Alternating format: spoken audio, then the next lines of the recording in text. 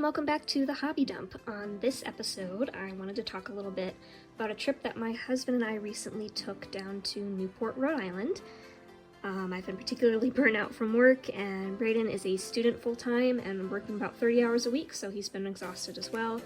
We had a little extra time on our hands and thought, let's take a little trip. So we went down to Newport, Rhode Island, and then on our way back, we drove through Connecticut. We were visiting a couple places that are famously related to novels, and I just wanted to share a little bit about those locations. Starting with the Marble House, which is one of the Newport Mansions used in filming the 1974 The Great Gatsby, starring Robert Redford, Mia Farrow, Sam Waterston, Bruce Dern, and Karen Black. The Rosecliff Manor was more predominantly featured in the films. Oh, you're gonna see my camera doing that a lot. I don't know what's wrong with it. It's just something it's doing. I probably need to get a new phone. But anyway, the Rosecliff Manor was predominantly featured in the films, but it's closed until May, so we weren't able to go there. So we went to the next best thing, and honestly, the ceilings in this manor were probably my favorite part. They're all so gorgeous. So many of them had paintings on the ceilings. I forget what those are called, but they're just so detailed and intricate, and especially in this room you can see just the gold detailing all over everything. It's just so pretty. I also do apologize if my camera is moving really quickly in these shots. I was trying to not be too slow, to be respectful to everyone else who was visiting, and I also am not a videographer, so I really didn't know what I was doing when I was filming. But again, just look at those ceilings, they're gorgeous. And this room was a bedroom, I think of one of either the daughter or some of his, I don't know. I wasn't really paying attention. We didn't do the audio tour that's available for these because it was clearly a synthetic voice and it was annoying us. What do you think of the ceilings? Well, I'll say there. In my opinion of ceilings I've seen, it's my rank of ceilings. It's pretty up there. We've never done something like this. The closest comparison we have is just walking through the sections in the Metropolitan Museum of Art in New York City that feature different types of architecture, furniture, and such from a few different points in history. Even the guest rooms were immaculate. I mean, just look at the detail put into this. And also shout out to my husband who was helping me film some of these clips. He's really quickly caught on to helping me.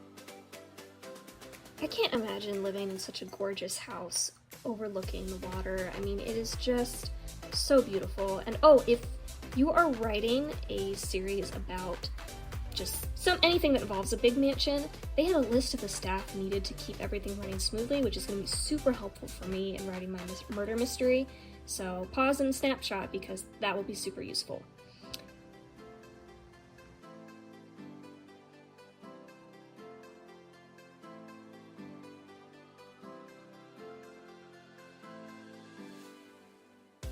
Like I said, on our way home we drove through Connecticut, and our first stop was Gillette Castle.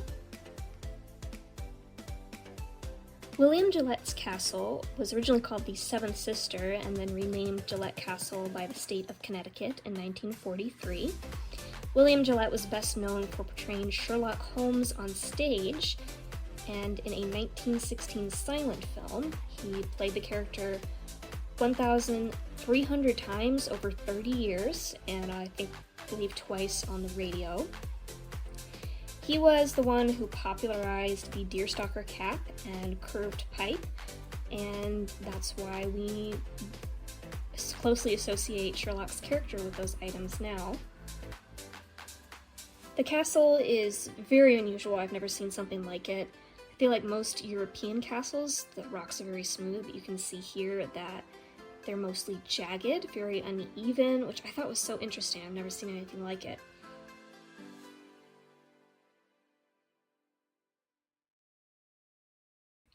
The castle contains 47 unique doors and locks. Said locks were wooden, intricately carved trick locks designed to be like puzzles. He also installed a series of mirrors above the Great Hall, allowing him to spy on visitors from his bedroom, which is a very Sherlock Holmes thing to do.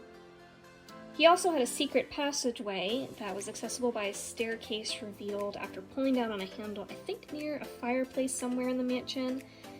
And he could use this to basically pop out and surprise guests for a really dramatic entrance, which I think is just so iconic.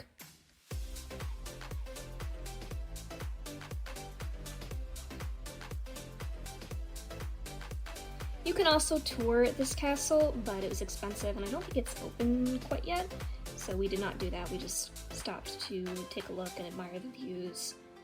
And again, it's just such an odd building. I've never seen anything like it.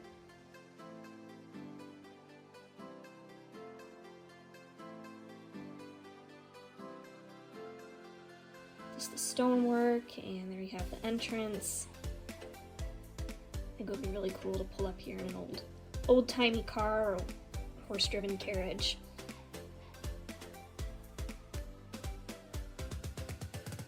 There you can really see the jagged out rocks. I am just so fascinated by it. On the other side of the castle, there's this gorgeous overlook onto the river, and I really can't think of a better place for someone who portrayed Sherlock Holmes for so many years to live. I definitely highly recommend stopping here if you're driving through Connecticut or just anywhere remotely near the area. It is so interesting to see, and we really enjoyed stopping here even though we didn't do the tour, so yeah, highly recommend. As far as I can tell, access to the park itself is free. I didn't see a ticket stand or anything while we were driving in, so I think you can just get up and come to the grounds and walk around without any costs, which is really great. There were also these stone cats. This is the only reason I regret not doing the tour, because I have no idea what they're for, but go off, King, I guess? I would definitely return here to do the tour if I was ever driving through again, because it is just so interesting, and I would really love to see what the inside looks like.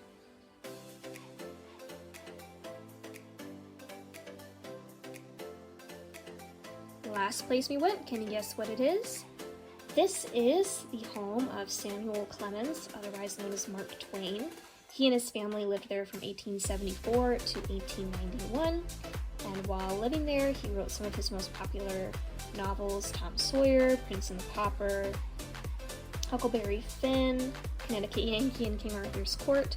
Although honestly, if you are not going to do the interior tour, I would not stop here. It's a cool house, but it's really just not worth the stop. The museum itself is just one little circle. We paid $16 for the two of us to go in and see it, and it's just a quick timeline of Mark Twain's life.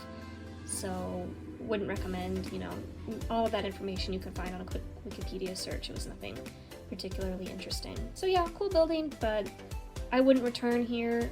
Honestly, I wouldn't even return here if I was doing the tour itself, because I really don't think it's that interesting.